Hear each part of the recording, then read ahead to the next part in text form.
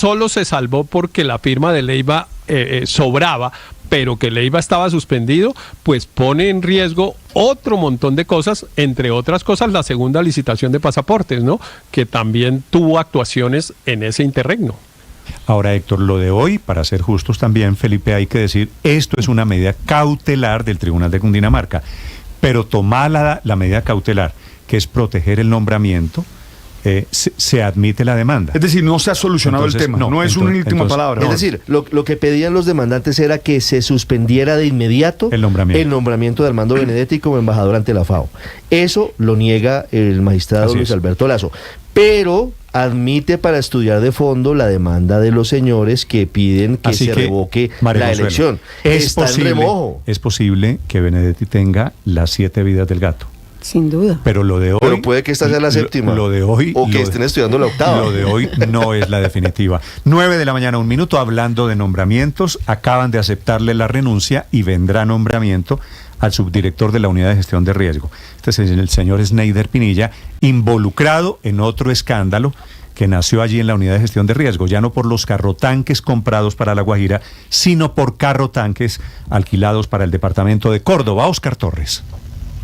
Sí, señor Néstor, buenos días. Pues es que se acaba de conocer la resolución 196 del 2024 de la Unidad Nacional de Gestión de Riesgo, con la que se acepta la renuncia de Sneider Pinilla, quien, como usted lo comentaba, ocupaba el cargo del subdirector de manejo de desastres de la Unidad Nacional de Gestión del Riesgo de Desastres en el país. La salida de Pinilla obedece directamente a su implicación en el escándalo relacionado sobre los sobrecostos, o más bien sobre estos sobrecostos por un total de 20.000 millones de pesos en la adquisición de 40 carrotanques destinados al transporte de agua potable hacia La Guajira. Pinilla fue identificado como uno de los funcionarios clave en la estructuración del proceso para la adquisición de esos 40 carrotanques por un monto total de 46.800 millones de pesos que había presentado la Unidad Nacional de Gestión de Riesgo y que se han presentado irregularidades en esas compras. La dimisión de Pinilla fue formalizada el pasado martes 5 de marzo, cuando entregó a la directora encargada de la entidad, Elga Hoyos, su renuncia, y con este decreto se formaliza entonces su salida de la Unidad Nacional de Gestión del Riesgo, Néstor. Sí. ¿Del doctor Olmedo López hay alguna noticia, Óscar? Por ahora no, Néstor. Lo que ha dicho a él, recuerde usted que en esa carta que le entregó al presidente Gustavo Petro informándole su salida, que se apartaba del gobierno para no implicarlo en los escándalos de los 40 carrotanques, por ahora no ha habido ningún pronunciamiento y dice que se va a pronunciar solamente ante las instancias judiciales que lo requieran por este escándalo. Vale, muy bien, gracias, Óscar. Sí. Todavía ese tema de la Unidad de Gestión de Riesgo, eso todavía va a producir mucha cosita. Eso están levantando el tapete y eso comienza a salir cada vez más cosas. Sí, porque ahora resultó que, según vi en alguna parte que francamente no la cito, es porque no me acuerdo dónde, en algún medio de comunicación serio, además, se mencionaba que había una relación sentimental entre el señor Olmedo López y la directora de la Unidad de Riesgo en Uribia, y que, digamos, eso explicaría muchas de las decisiones que tomó el doctor Olmedo López para favorecer, Felipe, el municipio, entre otras cosas. Esta es su tesis, Felipe. Siempre esa hay es la tesis sexo de Juana Uribe. Sexo. Eso ahí siempre hay sexo, como decía la abuela de Juana Uribe. ¿Y usted que es guajira, María Camila? ¿La señora de Uribia se llama cómo? Se llama María Alejandra Mejía. Y María Alejandra Mejía tenía una relación. Sí. Néstor, pues esas son las versiones que hay alrededor de por qué el doctor Olmedo López favoreció tanto a ese municipio, porque ella era la directora encargada de la gestión del riesgo allí en ese municipio, pero hay otras versiones que tienen que ver sí con esa relación sentimental, pero también con un tema político que se desarrolló en campaña, incluso de una cercanía, eso está documentado con fotografías, una cercanía entre el doctor Olmedo López y el alcalde electo hoy. No me convence. Jaime Luis Buitrago García. Me convence más el tema de sábanas que el tema del alcalde. Sí, pero en este caso hay de todo, ¿no? Todas las anteriores, es cierto. No, eso es lo que dice ahora usted Camila, se pone el senador Trujillo. ¿Y por qué? Sí, politiquería, billete o sábanas. Un poquito. Pero la otra, sí, a mí me llamó la atención eso, y por supuesto también me acordé de la abuela de Juana Uribe. Siempre que uno no entienda algo, ¿por qué le daban tanto a Uribe, etcétera?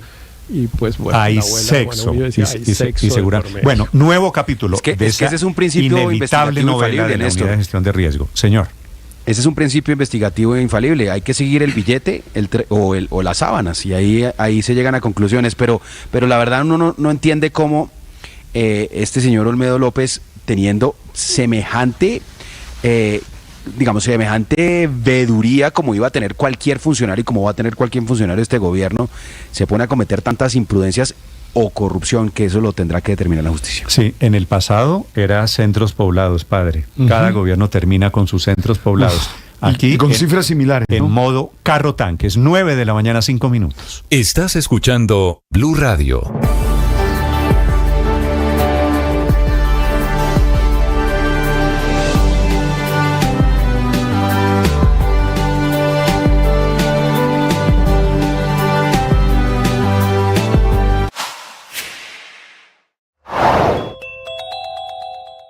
La ministra Luz Cristina López habla de las políticas y la infraestructura para el programa del Ministerio del Deporte. La infraestructura es importante, sin embargo, los programas y las políticas para que esa infraestructura tenga sentido en relación a los proyectos sociales también. Y creo que es ahí donde hay que fortalecer el proceso. Sí, pero ¿y qué es primero, ministra, el huevo o la gallina? No, las dos cosas al tiempo. Finalmente ya hay una infraestructura que hay que potenciar con una política pública que nos permita armonizarnos con los territorios y sacarle partido. Porque también la historia nos ha mostrado, Néstor, que se ha hecho inversión en infraestructura y que al cabo de un tiempo muy corto, pues la infraestructura está vacía y tú encuentras que allí habitan matas, pues porque no se usa, no hay capacidad de uso. Así que creo que los dos frentes de trabajo ministro, eso lo que quiere decir es que hay que hacer la infraestructura bien y donde toca. Señor alcalde de Barrancabermeja, Jonathan Vázquez, buenos días, alcalde. Muy buenos días, Néstor, ¿cómo estás? Bien, alcalde, ¿cómo está Barranca con el tema del incendio, de la alerta amarilla por el humo que hay? Bueno, Néstor, les cuento que ya vamos a completar una semana luchando contra varios incendios. Tuvimos 2 incendios en Barrancabermeja esta semana, uno en un humedal cerca a la parte urbana, que generó pues bastantes males temas de humo y cenizas, pero que gracias a Dios ya está controlado. Habíamos logrado apagarlo y nuevamente por los vientos y la resequedad y las temperaturas volvió a incendiar, pero ya lo tenemos bajo control. Y un segundo incendio, que es el más grande, el que nos tiene más preocupados y en el que hemos requerido ayuda, es en un corregimiento en el sector rural del Llanito, de muy difícil acceso por tierra, por lo cual tuvimos que pedir la ayuda inicialmente de 2 avionetas y un helicóptero del ejército y 2 aviones de la policía, que nos acompañaron por 2 días y que pues lamentablemente tuvieron que retirarse a otras operaciones. Logramos también gestionar un avión Casa 295 con la Fuerza Aeroespacial, que también lleva 2 días acompañándonos, pero que lamentablemente tiene que retirarse el día de hoy también para mantenimiento. Y logramos también conseguir un segundo helicóptero que también nos ha acompañado por 2 días y estamos esperando poder seguir contando con ese helicóptero. Alcalde, usted acaba de decretar la calamidad pública en el municipio. ¿Por qué lo hace? Y segundo, ese incendio en el sector que usted llama El Llanito o Ciénega San Silvestre, que es una reserva ecológica del municipio, ¿fue provocado? Eso son las primeras versiones que llaman, ¿es que fue provocado por gente que trataba de invadir el terreno? Declaramos la calamidad precisamente porque van ya 8 días y no hemos podido contener el incendio y se ha venido expandiendo a sectores donde hay cultivos como la palma, lo cual sería aún más delicado todavía. Entonces, para poder tener acceso a recursos, para poder tener más apoyo, pues hemos declarado la calamidad. Y de igual manera, por todo el tema de la fauna que ha sido afectada, son más de 2.500 hectáreas que han sido consumidas por este fuego. No se imaginan la cantidad de serpientes, babillas, tortugas y animales que hemos encontrado y que hemos tratado también de atender con el equipo de veterinarios.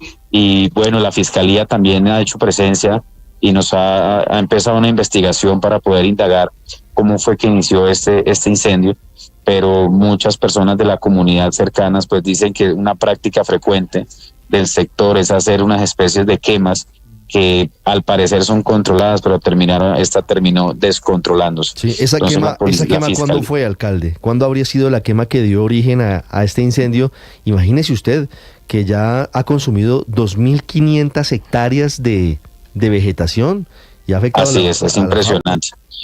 Como les decía, nosotros recibimos reporte el jueves de la semana pasada, ya el día de mañana cumplimos una semana luchando contra este incendio, pero nos dicen los habitantes de la comunidad que ellos empezaron a ver evidencias de fuego 5 días antes. Pues es un incendio que ya lleva más de 12, 13 días, entonces ha sido una situación bastante complicada, que gracias a Dios hemos tenido apoyo también de aéreo, porque el acceso por tierra ha sido muy difícil, a pesar de que hemos tenido bastantes voluntarios, bomberos, defensa civil, Cruz Roja, ha sido muy difícil acceder a los frentes del fuego, pero ya gracias a Dios el día de ayer logramos encontrar un camino para que pudiera entrar un camión de bomberos y logramos contener un frente del incendio que iba hacia un cultivo de palma y que estaba detrás de la empresa Impala, que es el puerto sobre el río Magdalena, y un puerto marítimo, un puerto de los más grandes de Latinoamérica. Entonces es una situación que nos tiene preocupados y seguimos trabajando. Esperamos ahora con la calamidad poder también tener los recursos para contratar más apoyo aéreo, ya que lamentablemente el apoyo que viene de parte de la policía o Fuerza Aérea pues también tienen que ir a atender otros incendios que hay en el país y otras necesidades. Sí, alcalde, ¿cómo amanecieron hoy en términos de calidad de aire en Barrancabermeja?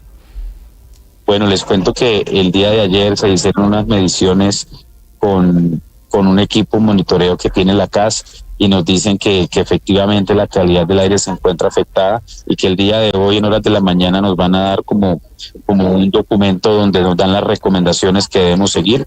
En este momento estamos en alerta amarilla, ¿sí? Y ya según lo que nos indique las mediciones de la calidad de aire en horas de la mañana, pues estaremos procediendo a tomar otras decisiones. ¿Cuántas hectáreas? Pero lo que sí nos informan es que sí hay afectación en la calidad de aire. ¿Cuántas hectáreas, me dice usted, consumidas por el incendio? El cálculo que se había hecho el día de ayer eran más de 2.500 hectáreas. 2.500 hectáreas, eso es bosque y vegetación, ¿no? Sí, principalmente ha sido cobertura vegetal, pero ya ha afectado a varias fincas del sector en pastos. Han tenido que mover animales, ganadería, para evitar que sean consumidos por el fuego. ¿Qué animales hay en esa vegetación, alcalde? Me imagino iguanas. Hemos encontrado monos, mapaches, serpientes, babillas, armadillos, una cantidad de especies. Barranca tiene mucha riqueza en fauna, pues lamentablemente este sector era de pura cobertura vegetal y el principal afectado de esto ha sido la fauna. Alcalde, ¿qué tan lejos o cerca están los incendios de complejos de la industria de los hidrocarburos, de la refinería particularmente? Por un momento tuvimos un frente de fuego que estuvo cerca a uno de los ductos, logramos contenerlo también, pero como les decía, ahorita el frente es detrás de una empresa que se llama Impala, que transporta hidrocarburos, entonces ha sido como la principal preocupación y es lograr contener ese frente de incendio que tenemos en este momento. Vale, pues hemos contado también con apoyo de Ecopetrol y esperamos que los próximos días podamos darles las mejores noticias. Ojalá, porque las imágenes son terribles. Alcalde Vázquez, gracias por acompañarnos, le deseo mucha suerte atendiendo la emergencia. Gracias por el espacio. A usted, 2.500 hectáreas de bosque y de vegetación consumido allí en Barrancabermeja, afortunadamente lejos de la refinería.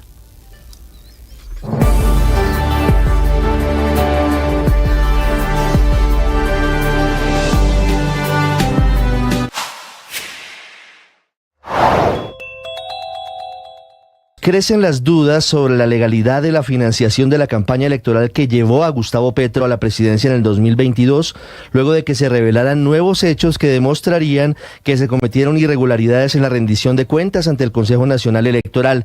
Blue Radio reveló que la USO, el poderoso sindicato de Ecopetrol, autorizó en asamblea realizada el 9 de junio del 2022 y por mayoría absoluta el giro de 600 millones de pesos para la campaña Petro Presidente, según dijeron, y esto lo leo textual, para reforzar la segunda vuelta, específicamente para el día de elecciones, transporte y alimentación.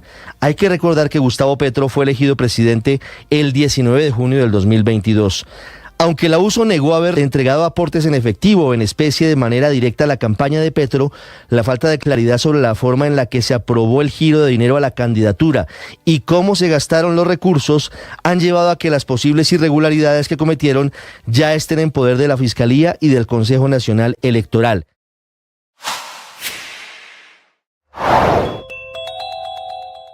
Una dura crítica que hace esta mañana el expresidente Álvaro Uribe a varias políticas del gobierno del presidente Gustavo Petro. En un video de 1 minuto y medio, el expresidente hace una radiografía de todo lo que le preocupa de lo que está pasando en el país desde que llegó el presidente Gustavo Petro, desde la reforma pensional, pasando por la reforma a la salud, también los resultados en materia económica y la seguridad. El expresidente Uribe se despacha cada vez más afilando sus críticas contra el presidente Petro y sus políticas. Escuchemos lo que dice. Vamos camino a un país sin subsidios sostenibles para los pobres y también sin empleo, sin inversión privada y con reducido recaudo tributario, sin energías convencionales y atrasadas las renovables y con creciente control del narcoterrorismo. Sostener los subsidios para los pobres exige tener una economía vigorosa. Se nota el temor de la inversión, su decrecimiento y también una gran reducción de la economía. Con un corto mensaje en la cuenta de X, el expresidente Uribe solo plantea una pregunta: ¿hacia dónde va el país? Hoy estoy reflexionando con el tema que trae el oracional El Man Está Vivo de marzo y me ocasiona preguntas para trabajar a lo largo del día, preguntas para conectarme con lo que quiero hacer, con mi propósito, con mi búsqueda. Esa es la dimensión espiritual, el camino espiritual. Tener un propósito claro y realizarlo desde la conciencia de que somos seres trascendentes, de que somos seres llenos de sentido y de significado. Los hábitos espirituales nos ayudan mucho en esa construcción de felicidad que todos buscamos. Ojalá tengas el oracional y desde allí puedas vivir una experiencia de crecimiento en todas las dimensiones de tu vida. ¡Ánimo! Tú sabes.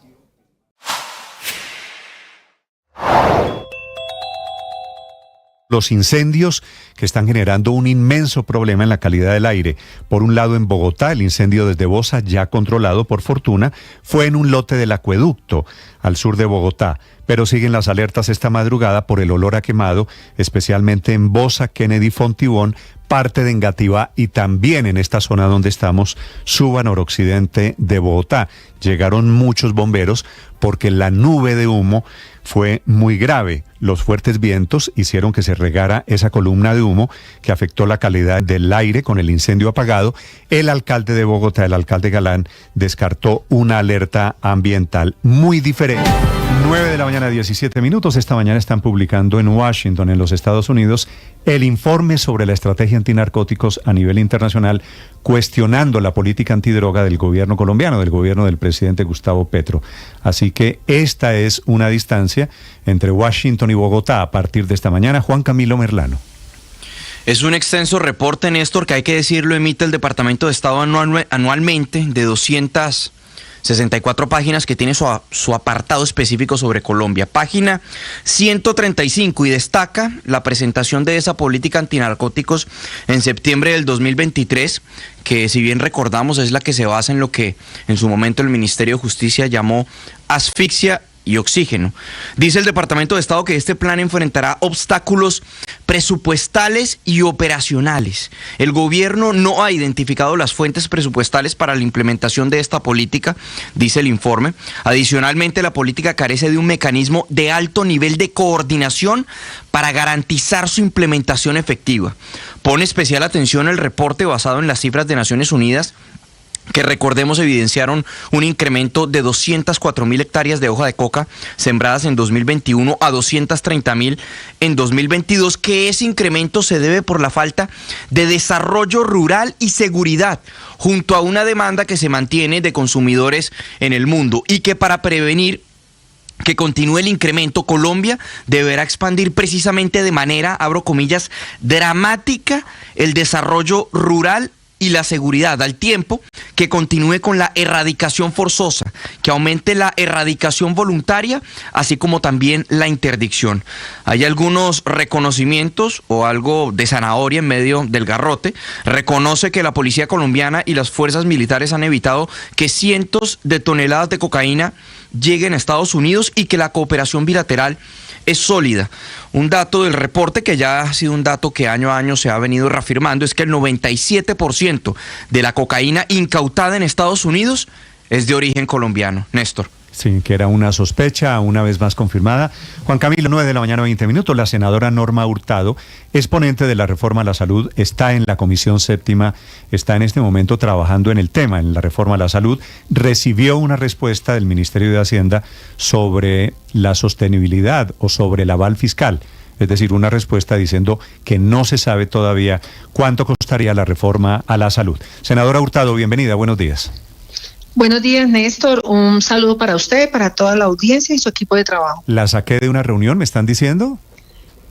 Sí, Néstor, es que esperaba esta llamada más temprano, pero aquí estamos dispuestos a contestar tus preguntas y que el país entienda un poquito la dinámica de lo que se vive en el Congreso. Vale, quisiera preguntarle esta reforma a la salud que nos importa a todos, de esa dependemos todos de una u otra manera, senadora. ¿Qué significa? ¿Qué es lo que le dijeron a usted del Ministerio de Hacienda sobre eso que técnicamente se llama aval fiscal? Bueno, Néstor, hay que contarle a la audiencia que inicialmente en la plenaria de la Cámara de Representantes, el Ministerio de Hacienda presentó un estudio de factibilidad.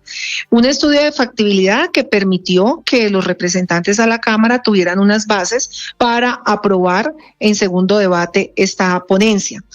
Pero ya cuando llega a Senado, y yo desde el año anterior he venido reiterándole al Ministerio de Hacienda la necesidad de conocer el detalle de las fuentes de financiación, de los traslados, teniendo en cuenta, Néstor, que pues en el programa de gobierno y en el plan de desarrollo y en el contenido de esta reforma se le ha prometido a los colombianos el desarrollo de los CAPS, un sistema interoperable en todo el país, la posibilidad de equipos extramurales, la necesidad de nuevos centros de tercer y cuarto nivel, hospitales públicos en todas las regiones más apartadas. Entonces, digamos que todo este ofrecimiento del gobierno a nosotros como congresistas nos preocupa pues que se haga con las mismas fuentes de financiación que hay hoy, que no están siendo suficientes, y queremos es conocer cuál es la proyección del gobierno en los próximos años. Se habla de 140 billones en los próximos 10 años. ¿En dónde están esos recursos? Simplemente es el llamado. Sí, senadora, sin ese aval fiscal, la respuesta textual es: el Ministerio de Hacienda continúa estudiando el proyecto, es decir, no se sabe todavía de qué tamaño es el golpe, no se sabe de dónde sale la plata. Sin ese aval fiscal, ¿es posible tramitar o inclusive aprobar la reforma a la salud? Bueno, la ley 819 dice que podrá llegar hasta el último debate. Ellos han argumentado que los congresistas seguimos incluyendo artículos que implican gasto fiscal. Ya en esta oportunidad no van a haber más artículos que impliquen gasto fiscal, eso lo ha dicho el ministro de Salud en diferentes escenarios. Ya lo que se ha prometido por parte del gobierno y esa gran propuesta de atención primaria en salud ya está plenamente identificada. Es necesario para los congresistas que integran la Comisión Séptima ya tener cifras claras, pero que la ley les permite hasta el cuarto debate. Sí, Néstor, la ley permite hasta el último debate que llegue el informe de Hacienda. Lo que pasa es que para actuar con responsabilidad, yo creo que el gobierno debería darnos las herramientas necesarias para nosotros poder responderle a los colombianos. Senadora, hablando de la ponencia de la reforma a la salud en la Comisión Séptima del Senado, teníamos entendido que estaban en proceso de escuchar a diferentes sectores, de convocar a una audiencia pública en Bogotá antes de empezar la discusión. ¿Le sorprendió que ayer el Pacto Histórico hubiera radicado la ponencia en la Secretaría de la Comisión? Bueno, pues ustedes saben que en materia política y en materia del Congreso, pues ya uno está curtido y no sorprende nada. Le ha sorprendido más a todos los actores del sector salud, pues que aún faltan por mesas. Le sorprendió a las negritudes que también están esperando su mesa técnica. Nosotros habíamos pedido la mesa técnica con Hacienda, particularmente yo, pero pues en el Congreso no sorprenden muchas cosas que suceden. Sin embargo, esperábamos como una diplomacia política de poder sentarnos a construir un documento, perfeccionar lo que salió de Cámara, corregir algunas debilidades, mejorar el tema de la exposición de motivos en cuanto a la financiación del sistema, pero bueno, es una decisión de los compañeros del pacto que es respetable, están en su derecho, pero pues no tuvieron en cuenta el resto de integrantes de que habíamos sido designados ponentes. Ni siquiera se ha escuchado las asociaciones de usuarios de varias EPS de caras pues a una reforma a la salud que va a tocar es principalmente justamente a la gente. Senadora Hurtado. Bueno, la doctora Lorena Ríos, que integra la mesa directiva, llevaba 2 semanas en extensas jornadas de trabajo escuchando a estos actores. Se realizaron unas audiencias, unas con mayor participación que otras, pero pues ustedes saben que la audiencia de Bogotá tiene un peso muy importante. No se hizo esa audiencia, se aplazó, por razones de agenda se tuvo que aplazar, pero pues no, los usuarios de las diferentes EPS, los pacientes de enfermedades huérfanas, los pacientes de enfermedades crónicas y enfermedades catastróficas, pues siguen argumentando que tienen preocupaciones muy serias frente a su aseguramiento, frente a la fragmentación del servicio, y expresan y mandan cartas y mandan WhatsApp y nos llegan correos electrónicos diciendo pues que no han sido escuchados y que ellos tienen serias preocupaciones. Hoy estamos en el análisis del documento radicado ayer para mirar si ese documento responde a las múltiples inquietudes que hay desde diferentes sectores. Senadora, una pregunta final. ¿Cuál va a ser a partir de ahora el trámite de la reforma a la salud? Porque ya con ponencia radicada del pacto histórico de los sectores políticos afines al gobierno, los tiempos empiezan a moverse, por supuesto, en el Congreso, pero de forma paralela el gobierno por debajo de la mesa está intentando sacar adelante su reforma, con las resoluciones, por ejemplo, la de los equipos básicos de salud con el 5% del valor de la UPC y otras. ¿Qué va a pasar en el futuro próximo? ¿Cómo se puede entender lo que va a ocurrir en torno a la reforma? Tú sí sabes que yo no lo veo que sea por debajo de la mesa. Particularmente el partido de la U ha venido desde el día 0 del gobierno diciéndole que habían unas leyes debidamente tramitadas en el Congreso de la República, unas leyes que no habían tenido las posibilidades presupuestales, como la 1438, la 1122, la 1164, donde todo esto que ha dicho el gobierno, toda esta inversión de tiempo, de estudio, de análisis de 19 meses se hubiera podido evitar en la implementación de las leyes que hoy están vigentes. La 1438 es una ley que recoge el 80% de lo que está plasmado en la ley, en la ley que se está tramitando, en el proyecto de ley que se está tramitando hoy en Senado. Debieron haberlo hecho desde el principio. Muchas leyes permitían el giro directo, permitían todo lo que tiene que ver con los equipos extramurales. Si tú miras el decreto que está publicado, empieza, su enunciado dice la Constitución de Colombia, la ley 1438, y ahí las enuncia, y claro, con eso están implementando. Pero, por ejemplo, la ley 1438 permitiría que el gobierno le pellizque el 5% de la UPC a lo que se les entrega a las EPS para financiar los equipos básicos de salud. A eso me refiero. Esa sí fue una decisión. Esa sí fue una decisión. Me refiero, senadora. Esa fue una decisión tomada desde el ministerio. Tienen unos argumentos que están siendo analizados por muchos congresistas. Eso sí no está allí contemplado. Usted sabe que la UPC tiene una destinación muy puntual, muy específica, y es el aseguramiento de los colombianos. En ese contexto, senadora, le insisto en la pregunta: ¿qué viene en el trámite de la reforma a la salud en el Congreso? Bueno, en el trámite viene ahora, se abre, nos deben llamar para anunciar que ya está radicada esta reforma. Eso debe realizarse la próxima semana y citar la semana siguiente o al día siguiente para empezar el estudio del articulado, a no ser que otros compañeros presenten ponencia que tenga que ver con el archivo, que tenga que ver con una ponencia alternativa, que eso todavía no se ha radicado y todavía no hemos visto esas voluntades. La senadora Norma Hurtado hablando sobre la situación, sobre el estado de salud del proyecto de reforma a la salud, ahora que el gobierno, a través del Ministerio de Hacienda, dice que no sabe cuánto vale esa reforma a la salud, quiere decir sin aval fiscal, que en algún momento, antes de su aprobación definitiva, tendríamos que conocer. Un gusto saludarla, senadora Hurtado, gracias por acompañarnos. Igualmente, Néstor. La dejo que siga. Y mucha responsabilidad. Que siga en su reunión. Muchas gracias. Un abrazo a todos. ¿El desayuno de esta mañana es con mermelada o sin mermelada? No.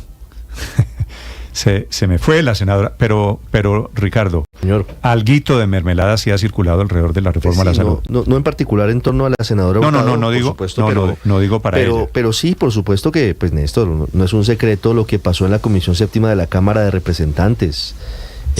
Permanentemente varios funcionarios del gobierno endulzando a los congresistas. Ahora, diferente. Cariñitos que les dan. Diferente, por supuesto, el trámite en el Senado de Colombia. Es que es a otro precio.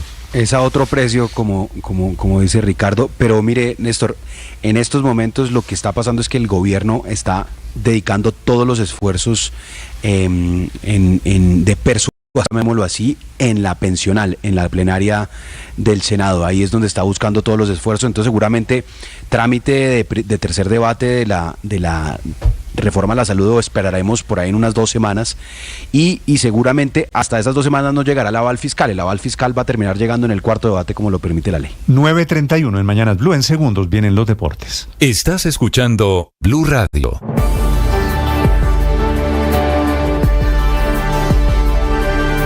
Muchos lidiamos con enfermedades mentales y con conflictos emocionales y es muy difícil hablar de eso en voz alta. Soy María Elvira Arango y los invito a escuchar Qué Locura, historias reales de lo que no se habla con testimonios conmovedores y con expertos y especialistas. Escúchenos, este es un lugar seguro. Este podcast es impulsado por porquequieroestarbien.com, el programa de salud mental de la Fundación Santo Domingo. La producción es de La No Ficción y Boombox de Caracol Televisión. Encuentre todos los episodios del podcast en boombox.com o en su plataforma de audio favorita. Boombox Podcast, un mundo por escuchar. Boom.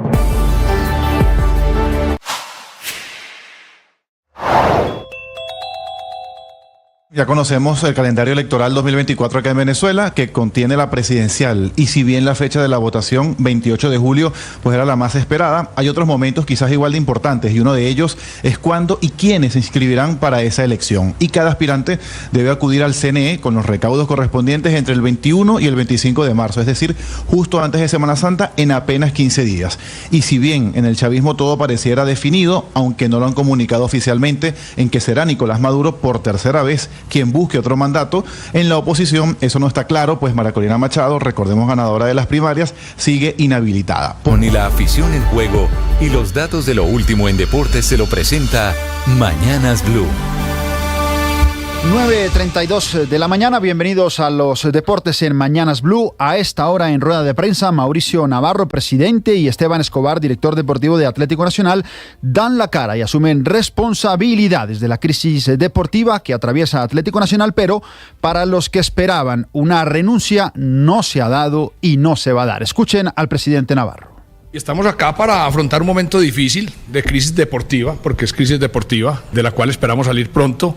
Nosotros estamos haciendo un trabajo encomendado por la Junta Directiva, que los resultados no se han dado, no somos ajenos a ellos, no tenemos ningún conocimiento de ello, es la Junta Directiva quien tendrá que decidir cuál es el futuro nuestro. Nosotros simplemente trabajamos todo el día con nuestro mejor propósito de que las cosas salgan bien, pero hasta el momento no se ha dado ningún movimiento de ese tipo, ni nosotros lo hemos considerado. Ya son más de 28 minutos respondiendo a las preguntas de los medios de comunicación. En otras de las frases que ha dejado Mauricio Navarro es que en lo deportivo van perdiendo el año, pero que el año no ha terminado, que es indudable que se han equivocado en la contratación de los jugadores extranjeros en este último tiempo, pero que lo único que les queda es trabajar más duro y la mejor forma de voltear la situación es ganando, clasificar a los 8 y que la llegada de Pablo Repeto es una inversión fuerte y en la que esperan tener por fin continuidad y regularidad en un cuerpo técnico. Y mientras esto sucede, en Independiente Medellín sí celebran porque el poderoso eliminó al Deportes Tolima de la Copa Suramericana. Se prepara, ahí está Junior, 1, 2, 3, tiró, atajó el arquero y el Medellín que avanza. Tras empatar 0-0 en los 90 minutos, el poderoso venció al Tolima en los penales por 4-2 y con ello se aseguró $900,000 y un cupo en fase de grupos de la otra mitad de la gloria. Alfredo Arias valoró la clasificación del cuadro antioqueño. Tolima es un gran equipo, dirigida por un gran profesional como David, pero siempre fuimos arriba, fuimos a presionar a sus centrales, a presionar a su arquero, a presionar a su mediocampista. Creo que hicimos un partido que era el que necesitábamos. Si vos le das la pelota a Tolima, te va a matar. Todo mérito de mi jugador. Es que Tolima tenía la ventaja de jugar en casa y ante su gente, pero una vez más le faltó, como se dice popularmente, el centavo para el peso. David González. Lo del fracaso no me estás preguntando, me estás diciendo, no sé qué contestarte. Que si es un fracaso, sí, todo lo que no se cumpla como objetivo se puede rotular como fracaso, eso no lo discute nadie. Hoy América de Cali tiene la obligación en su turno ante Alianza de Valledupar. El juego será a las 9 de la noche en Barranquilla. Este partido se disputará a puerta cerrada. Pero continuamos con más deportes y hablamos de la Liga de Campeones de Europa. Con 2 dobletes, Kylian Mbappé y Harry Kane lideraron al Paris Saint-Germain y al Bayern Múnich para dejar en el camino a la Real Sociedad y a la Lazio y así clasificarse a los cuartos de final de la Orejona, que continúa hoy con 2 series que están casi resueltas. Sin embargo, Real Madrid y Ancelotti no quieren sorpresas ni que el Leipzig les dañe la fiesta de su aniversario número 122. Esto dijo Carleto en rueda de prensa. Tranquilidad, nunca hay tranquilidad en un partido así donde te juega mucho de la temporada, donde tenemos que perseguir el sueño de seguir en esta competición que nos ha dado mucho éxito en los pasados. Real Madrid gana la serie 1-0, no tan holgado como el Manchester City, que supera parcialmente 3-1 al Copenhague. Manchester City tiene 16 partidos seguidos sin perder en condición de local por Liga de Campeones de Europa. Son 15 victorias y tan solo un empate. Hablamos de colombianos en el exterior.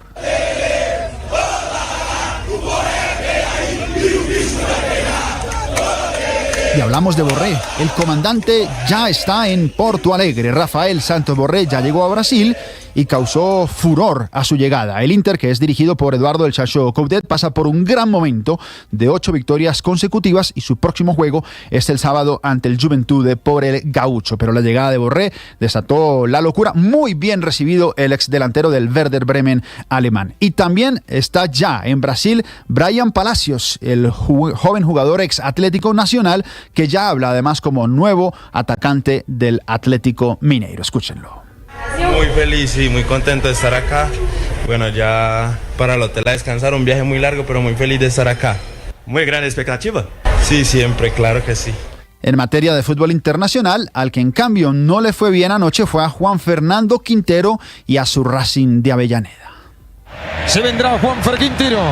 Se viene Juanfer Quintero. Monetti atajó hacia el palo derecho.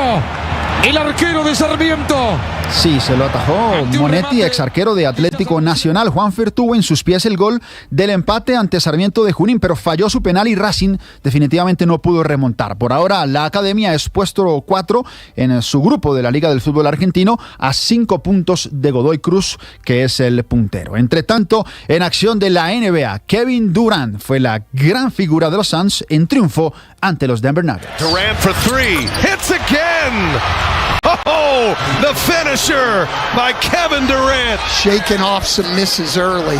Y es que Durantula convirtió 8 de sus 35 puntos en la prórroga para concretar la victoria, 117-107. Hasta acá los Denver Nuggets habían ganado sus 6 partidos después del All-Stars. Entre tanto, en información de ciclismo, todos atentos a Egan Bernal en la continuidad de la cuarta etapa de la París-Niza, que en este momento transcurre sobre el cuarto premio de segunda categoría, y a falta todavía uno más de segunda categoría. Después subirán a un premio de primera para llegar en alto con un premio final de segunda categoría. Egan Bernal parte hoy en el puesto 10 de la clasificación general individual, que es por ahora dominada por el estadounidense McNulty, a la espera de que, por supuesto, nuestro representante, que supo ganar esta carrera en 2019 con Nairo Quintana como segundo en aquella oportunidad, pegue un buen ataque y se reordene mejor en la clasificación general individual. 9 de la mañana, 39 minutos. Por lo pronto les pedimos un permiso. Es todo en Deportes en Mañanas Blue.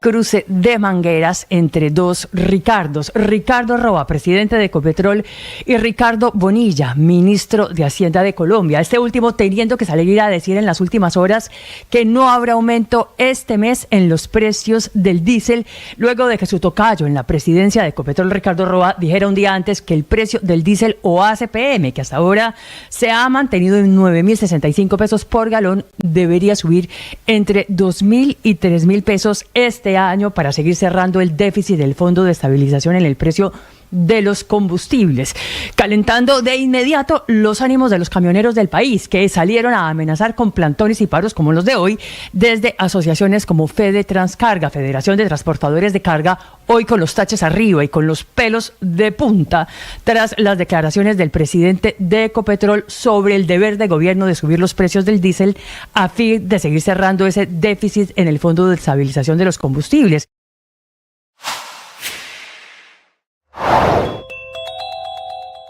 Ya tomaron posesión Gustavo Bolívar, que amanece convertido en nuevo director de Prosperidad Social, Paula Robledo, una mujer muy prestigiosa, secretaria jurídica de la presidencia, y Luz Cristina López, la nueva tercera ministra de Deporte en año y medio, dice el presidente Petro, posesionándola a ella, que no ha visto la bondad de crear el Ministerio del Deporte, que le parece que es una pérdida de tiempo, porque se dedica a construir ladrillos, dice él, escenarios deportivos, y entre más ladrillos, es la tesis del presidente, contraten, más corrupción hay. Lo que pasa es que se necesitan, por otro lado, escenarios deportivos para hacer deporte.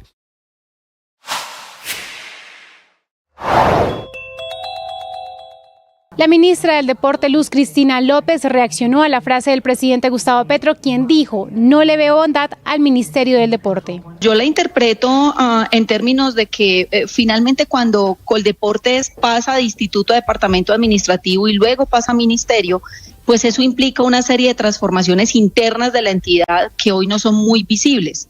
Así que creo que esa era un poco la línea de nuestro presidente. Yo creo que es más una invitación a que en esta nueva etapa el Ministerio del Deporte enfile toda su capacidad a la emisión y el desarrollo de políticas públicas sectoriales. Sucede que el Ministerio del Deporte ha sido por muchos años ejecutor de programas, de eventos, y finalmente la instancia o la capacidad de un ministerio no debe ser un operador, sino un emisor de lineamientos y de políticas para el país. Entonces creo que es más una invitación a poder redireccionar las acciones del ministerio en ese sentido. Sigue la entrevista completa en nuestro canal de YouTube. En Blue le ponemos cara a la radio.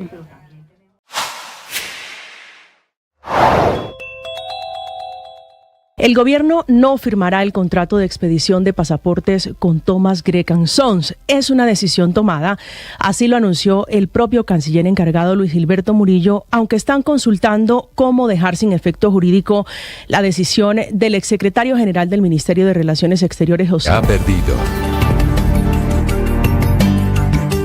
9 de la mañana, 43 minutos, a punto de comenzar las movilizaciones de la oposición hoy en Colombia. Las ciudades en perfecta tranquilidad en este momento. Y está comenzando en este momento también en la Casa de Nariño el acto de posesión de Alexander López, que es a partir de hoy el nuevo flamante director de Planeación Nacional.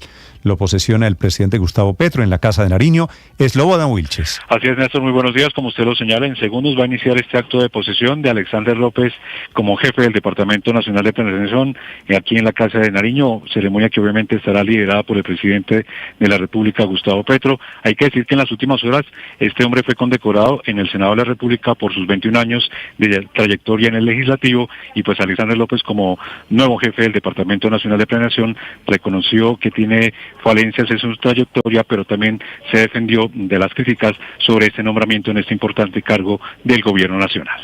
Yo no soy economista ni aspiré a serlo, porque las matemáticas me dieron muy duro, es la verdad. Siendo esa la primera ruta o el primer elemento o el primer camino para avanzar, para entender esa ciencia tan compleja. Pero conozco abajo, a donde se tiene que dirigir la política pública. Quiero ver solo a uno de esos cuadros que reposan en planeación nacional, que conozca este país como yo lo conozco, que conozca las tragedias del pueblo colombiano como yo las conozco, que conozca el dolor y el sufrimiento de un pueblo que ha acompañado durante... Reconoce Alexander López que su experiencia en los territorios más pobres del país son importantes para dirigir las políticas públicas y ahora en el nuevo Departamento de Planeación Nacional. Muy bien, gracias, Slobodan. Dice Felipe, el nuevo director de Planeación, que es un cargo técnico. Planeación Nacional está definido dentro del organigrama del gobierno como un organismo técnico, que las matemáticas me dieron muy duro, dice el nuevo director de Planeación. Profesión del doctor Alexander López, abogado. Primera vez que a Planeación Nacional no llega un economista, lo cual no me parece, Felipe, la verdad, para nada escandaloso. Una persona que no sea economista puede seguramente, con buen criterio, si se asesora bien. Sí, la clave son los asesores que contraten. Usted sabe que en estos días el presidente Petro nos indicó que le está yendo muy mal a Colombia en matemáticas. Bueno, Alexander López es la prueba de cómo nos va. No, ¿se acuerda que dijo que aquí en América Latina y que en Colombia en las pruebas no nos va bien? Pero sabe que a mí más que lo de las matemáticas, porque pues hay gente negada para las matemáticas. Yo estoy entre ellos. Yo nunca entendí nada, ni de álgebra, ni de cálculo, ni de trigonometría, ni de nada. Difícilmente aprendí a restar, a sumar y a dividir, pues, bueno, y a multiplicar. Suficiente. Lo que más me preocupa de esa locución que hizo ayer, o de ese discurso que dio ayer en el Congreso, por tan, comillas, merecido homenaje y galardón, es que dice, es que yo estoy seguro que sé más de que todos los de Planeación Nacional de lo que está pasando abajo, allá abajo, en el pueblo.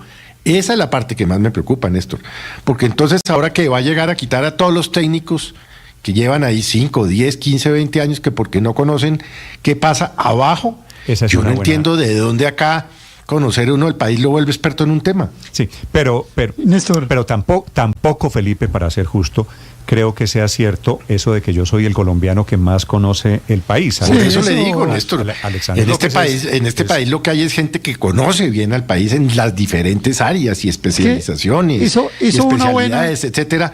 Entonces, el hecho de haber sido elegido parlamentario durante, no sé, 15, 20 yo no sé cuántos años, 20 años. Entonces lo hace conocedor del país como nadie más. No, eso es carreta.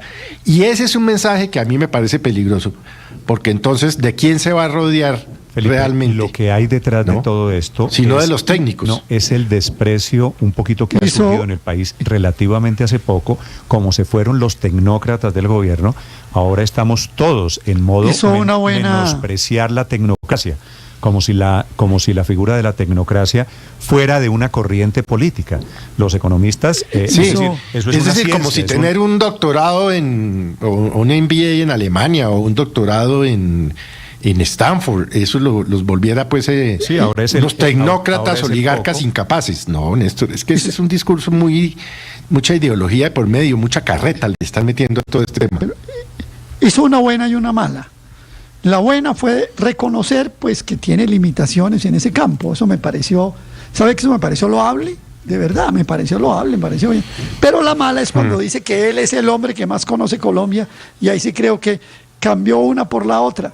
Sí, sabemos que Alexander López es una persona que ha estado en el sindicalismo, que ha tenido contacto con las comunidades afro, con las comunidades indígenas, pero yo no diría, por ejemplo, que Alexander López conoce, por ejemplo, hoy de verdad la realidad de lo que está pasando con el café en Colombia. Yo tengo mis dudas de que sea así, y no sé si lo del arroz, y tal vez con el tema de la vivienda. Entonces, eso le sobraba. Yo creo que si hubiera dicho, mire, yo de matemáticas, a mí me fue muy mal en el colegio, pero lo de las matemáticas, pero yo tampoco no saber de matemáticas alguien que va, esta es la persona que maneja el criterio en el presupuesto y en la destinación de las platas públicas. Pero me parece loable que lo reconozca, me parece bien. No, de acuerdo. Y seguramente pero lo va a tratar que de es muy loable que reconozca, Aurelio, usted no prefiere que la plata de un país la maneje alguien que sepa hacer cuentas. Pero si tiene algo en al lado que le puede ayudar, ¿no? Y todo, sí. Pero la cosa es... Pero no conocen el país. Pero ¿quién maneja el presupuesto de su casa, Héctor? El que sabe un poquito de hacer mercado y de repartir la plata y de manejar ingresos. Voy a dar una respuesta que no quisiera darle porque es machista, que es mi señora. Sí. Pero esa tarea deberíamos asumirla los hombres. Pero no me interesa el tema de machismo y de si es su señora. Maneja sí el presupuesto el que sabe manejar el presupuesto. El que estudió administración en mi caso. Por eso, pero es que ahora hacemos alarde de nuestra ignorancia. La verdad es que todos en el colmo de la demagogia, qué bueno que el señor no sepa de matemáticas. No. A ver, Felipe, es que no es bueno que el señor no sepa de matemáticas. Metámosle un poquito de sinceridad. Pero es que nadie está diciendo que es bueno de la plata y del presupuesto del país. El ideal sería que supiera matemáticas. Nadie está diciendo que sea bueno que no sepa de matemáticas. Se está satanizando a quien estudia, a quien se prepara y a quien tiene méritos académicos. Pues claro, porque es que aquí lo que está haciendo es enaltecer a quien viene de abajo y entonces venir de abajo para algunos sectores entonces es ser bachiller o que le vaya mal en matemáticas. Es que tenemos que mirar las cosas en perspectiva real, porque estamos incurriendo en esa situación. Entonces, no estamos incurriendo. Ricardo está entendiendo mal. Eso es lo que se está interpretando, no es lo que está diciendo.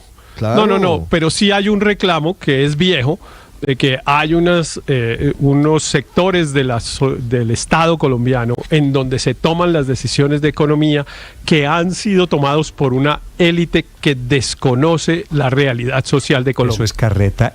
Todos han estudiado en Stanford, en Yale, en la Universidad de Chicago, en Harvard. Son yupicitos y crítica es que se ganaron una beca en Harvard y pudieron estudiar. Pero sí, no tienen ni idea de cómo se arriendan lavadoras, se alquilan lavadoras por horas en los barrios populares de las ciudades de Colombia. Eso es menospreciar lo que no es ninguna caricatura, esa es la verdad. No, esa no es ninguna caricatura, es la verdad. Héctor, yo la he podido comprobar porque el ejemplo que yo le estoy poniendo, Ricardo, es un ejemplo que... De nuevo, no es ni una cosa ni otra, son las dos. Necesitamos las dos cosas, el conocimiento del país, el conocimiento de las matemáticas, las dos. Claro, necesitamos las dos. Paradigma epistemológico de dividir. Necesitamos las dos. Perdóneme, Héctor, hago una pregunta. Paola, tal vez usted tiene la respuesta. ¿De qué platas estamos hablando para hablar de quien está frente de Planeación Nacional? Rápido. Planeación Nacional tiene que repartir los 502 billones de pesos del presupuesto general de la Nación. Es como el Gran Taur, 502 billones, más toda la plata del Sistema General de Participaciones. Es decir, son 70 billones de transferencias directamente. Transferencias en salud, en educación, en agua potable. 57 billones de transferencias en pensiones, 35 billones de pesos en aseguramiento en salud.